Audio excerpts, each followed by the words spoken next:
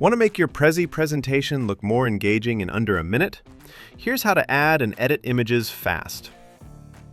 To add a new visual, go to Media, then Image. From the sidebar, you can upload a file from your computer or the cloud. You can also search for images from the Unsplash library or pick from AI recommended images. Want something unique? Go to Media, then Create an image. Type a short prompt or let Prezi create one for you.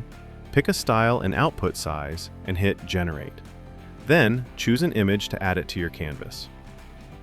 Once the image is on your canvas, you can drag to move it, pull a corner to resize, and rotate it by dragging outside a corner. To trim your image, select it and click Crop in the property bar. You'll find dozens of shapes to make your visual stand out. For advanced tweaks, click Edit to fine-tune details like opacity, rounded corners, filters, or even remove the background of your image. To add or change your presentation's background, go to Style, then Background, and upload or select an image. Let Prezi AI create a presentation for you, and then bring it to the next level by exploring all the ways you can customize your images. Get started at Prezi.com.